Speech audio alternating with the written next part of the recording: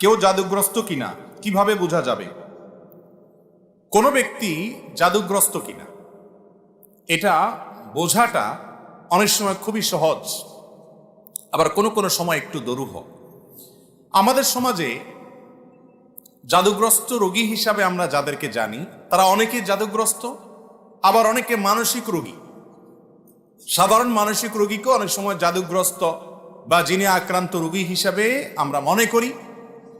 এটা অনেক সময় ভুল হয় আমাদের। এই জন্য জাদুগ্রস্ত রোগীর কিছু আলামত আছে, সে আলামতগুলো দেখে আমরা নিরূপণ করতে পারি কোন ব্যক্তিকে জাদু করা হয়েছে, অর্থাৎ ব্ল্যাক ম্যাজিক করা হয়েছে।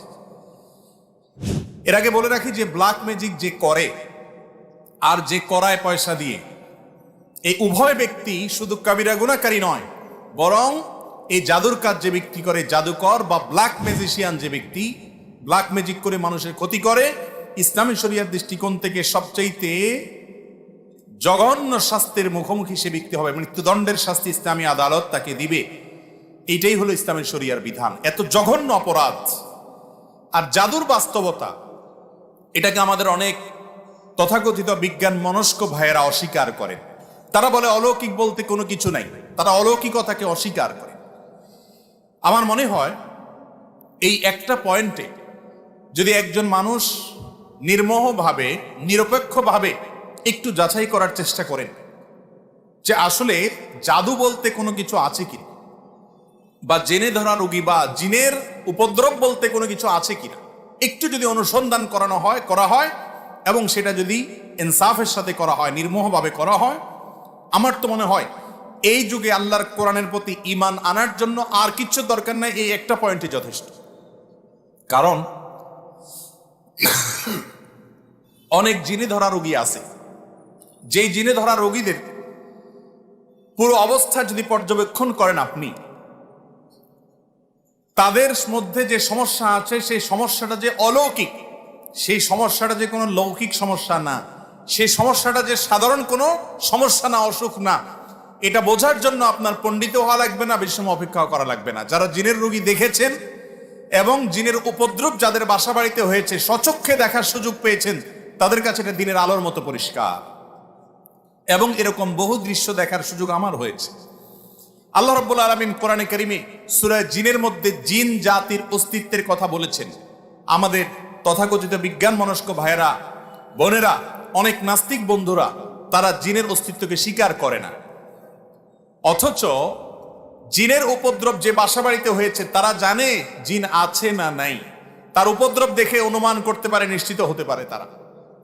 আমি ব্যক্তিগতভাবে এরকম কয়েকটা ঘটনার কথা জানি যে বাসায় মেয়েরা হয়তো কোনো তরকারি কেটে, ধরুন কুমড়া কেটে ফালি করে রেখেছে, তাকিয়ে দেখে ফালিটা নাই, নিয়ে গেছে।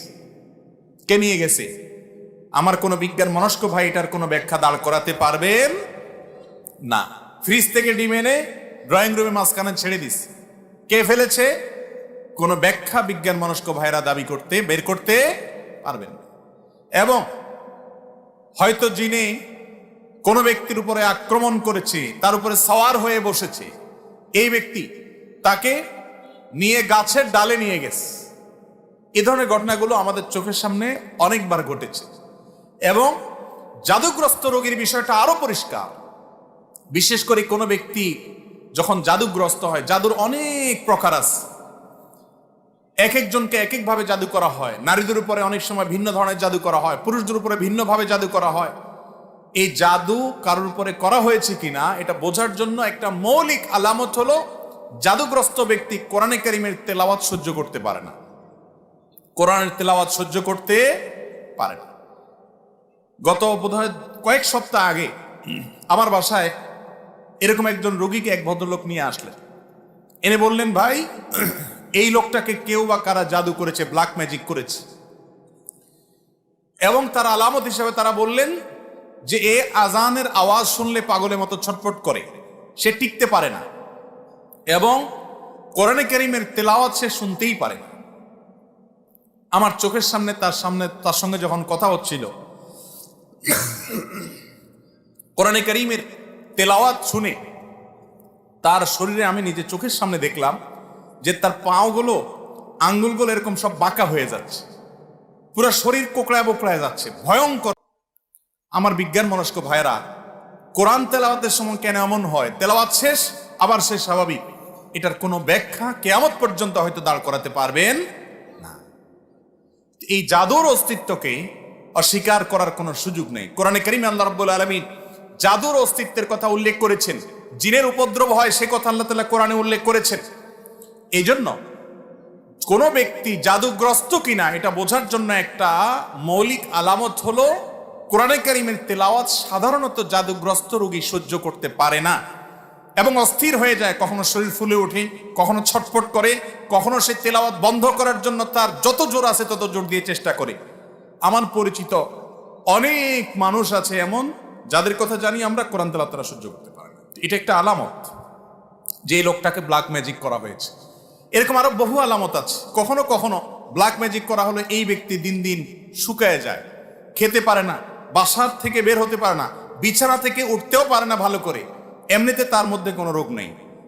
গত জুমার আগের জুমার সম্ভবত এরকম এক রোগীর কাছে এক ভদ্রলোক আমাকে নিয়ে গেলেন। তার দেশের বাইরে বিভিন্ন নামি দামি হাসপাতালে ট্রিটমেন্ট করেছে, অনেক বড় বড় ডাক্তার দেখিয়েছেন, তার কোনো রোগ ধরা পড়ে না, কোনো ডায়াগনোসিস হয় না।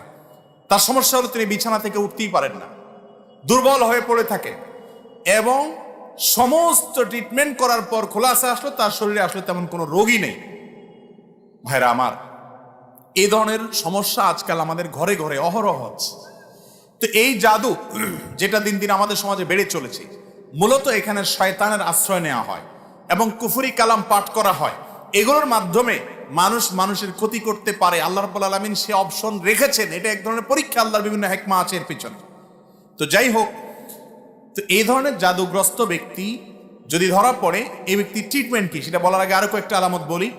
অনেক লোক আছে যাদের উপরে জিনের উপদ্রব হয়, জিন সাওয়ার হয়। জিন সাওয়ার হওয়ার একটা বড় আলামত হলো বেশি বেশি হাই তোলা, প্রয়োজনে অপ্রয়োজনে অনবরত হাই তুলতে থাকে। আমার এক নিয়ারেস্ট আত্মীয়কে, ছোট বাচ্চা মানুষ, আমি দেখেছি যে অনবরত মিনিটে মিনিটে হাই কোনোভাবে বন্ধ করা যায় না, হা করে থাকে, সারাক্ষণ সে হাই তুলতে থাকে এবং তার ঝিমানি আসতে থাকে। এটা এক প্রকার আলামত দুষ্ট জিনের উপদ্রব কারোর উপরে হওয়া।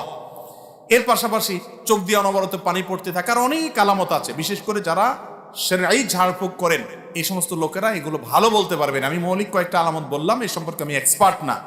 এই জন্য যেগুলো আমার চোখের সামনে দেখেছি, বিভিন্ন অভিজ্ঞ ব্যক্তিরা অভিজ্ঞতার আলোকে লিখেছেন এবং বর্ণনা করেছেন, সেগুলো আরো কয়েকটা আলামত বললাম। জাদু থেকে বেঁচে থাকার জন্য সাধারণভাবে আমাদের আমল হলো সকাল সন্ধ্যার দোয়াগুলো বেশি বেশি করে পড়া। আমরা একটা ছোট্ট বই লিখেছি, সকাল রাসূলুল্লাহ সাল্লাল্লাহু আলাইহি ওয়াসাল্লামের সকাল সন্ধ্যার দোয়া ও জিকির। এই বইটা আস-সুন্নাহ ফাউন্ডেশনে অর্ডার করে যে কোনো জায়গা থেকে পাওয়া যেতে পারে। এই বই ছাড়া আরো বিভিন্ন হিসনুল মুসলিম আছে, আরো বিভিন্ন বই আছে দোয়ার, সেগুলোতে সকালে এবং সন্ধ্যা নবী সাল্লাল্লাহু আলাইহি ওয়াসাল্লাম যে দোয়াগুলো পড়তেন, এর মধ্যে বিশেষ করে কয়েকটা দোয়ার কথা বলি। নাম্বার 1, সূরা ইখলাস, কুল হুয়াল্লাহু সূরা 3 বার, সূরা ফালাক 3 বার, সূরা নাস 3 বার সকালে, আবার সন্ধ্যায় 3 বার করে আসরের পরে বা মাগরিবের পরে পড়বেন। আরেকটা দোয়া হলো আউযু বিকালিমাতিল্লাহি তাম্মা ওয়া মিন শাররি কুল্লি শাইতানিন ওয়া হাম্মা ওয়া মিন কুল্লি আইনিন লাম্মা। এটা বেশি বেশি করে পড়া। এর মাধ্যমেও ব্ল্যাক ম্যাজিক এবং দুষ্টজনের উপদ্রব থেকে বাঁচা যায়। এছাড়া দুষ্টজনের উপদ্রব থেকে বাঁচার জন্য আলাদা অনেকগুলো আমল আছে। একটা ভিডিওতে আমরা বলেছি 15টি আমল আছে। বাসা বাড়িতে সাধারণত টয়লেটে এদের অবস্থানটা বেশি থাকে, পেশাব ময়লা ইত্যাদি বেশি থাকলে সেখানে থাকে, এবং নানা রকমের প্রাণীর ছবি ইত্যাদি টাঙানো থাকলে সেখানেও হয়, আরো অনেক কারণে হয়। এগুলো থেকে বাঁচার জন্য বাসায় প্রবেশের সঙ্গে বিসমিল্লাহ বলে প্রবেশ, আবার বের হওয়ার সময় বিসমিল্লাহ বলে বের হওয়া, এগুলো হলো এদের উপদ্রব থেকে বাঁচার উপায়। খাবার গ্রহণ করার সময় বিসমিল্লাহ এবং যে কোনো ভালো কাজের শুরুতে বিসমিল্লাহ। এরকম আরো অনেক আমল আছে। এই আমলগুলোর মাধ্যমে বিশেষ করে জাদু থেকে বাঁচার জন্য সূরা ফালাক নাস নাজিল হয়েছে। আমাদের স্বয়ং নবী করিম সাল্লাল্লাহু আলাইহি সাল্লাম, তাকে একজন ইহুদি, তার নাম ছিল লাবিদ ইবনে আসম, এই দুষ্ট লোকটা জাদু করেছে। নবী সাল্লাল্লাহু আলাইহি সাল্লাম অসুস্থ হয়ে পড়েছেন, এমন অসুস্থতা যে কোনো ডাক্তারের ট্রিটমেন্টে কোনো উপকার হচ্ছে না, কোনোভাবে কোনো রোগ ধরা পড়ছে না। পরবর্তীতে আল্লাহ রাব্বুল আলামিন দুজন ফেরেশতা পাঠালেন। তারা দুজনের একজন তার পায়ের কাছে, আরেকজন মাথার কাছে দাঁড়িয়ে একজন অপরজনকে জিজ্ঞাসা করছেন লোকটার কি হয়েছে। তখন অপরজন জবাবে বলছেন তাকে জাদু করা হয়েছে, সাধারণ কোনো রোগ না। তখন জিজ্ঞেস করলেন যে কে জাদু করেছে, বললে অমুক জাদু করেছে, নাম সহকারে। কি দিয়ে জাদু করেছে? তার চুল দিয়ে জাদু করেছে। কোথায় আছে? অমুক কূপের নিচে আছে। এর প্রেক্ষিতে ওই ফেরেশতা আবার জিজ্ঞাসা করলেন তাহলে এখন মুক্তির উপায় কি? তখন বললেন এই কুল হুয়াল্লাহু আহাদ, কুল আউযু বিরাব্বিল ফালাক, কুল আউযু বিরাব্বিন নাস। বিশেষ করে কুল আউযু বিরাব্বিল ফালাক এটা এবং কুল নাস, এই দুটি সূরা জাদু থেকে মুক্তির জন্য অসম্ভব উপকারী আমল। আর কোনো বাসায় এই ধরনের কোনো উপদ্রব থাকলে সূরা বাকারা তেলাওয়াত করা সম্পর্কে হাদিসে নবী করিম সাল্লাল্লাহু আলাইহি ওয়াসাল্লাম বলেছেন, যে বাসায় সূরা বাকারা তেলাওয়াত করা হয় সে বাসায় দুষ্ট জিন বা শয়তানের উপদ্রব থাকে না।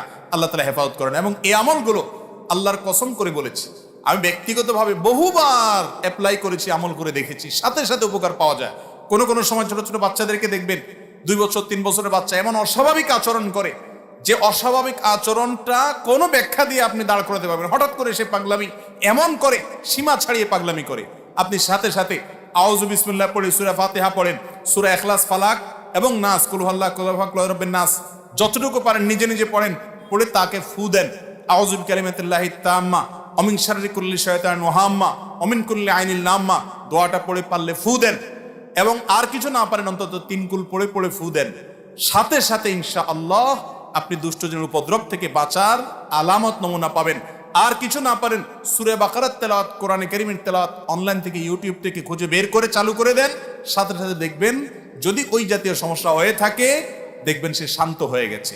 এবং এটাও ব্যক্তিগতভাবে আমি বহুবার আমল করে দেখেছি।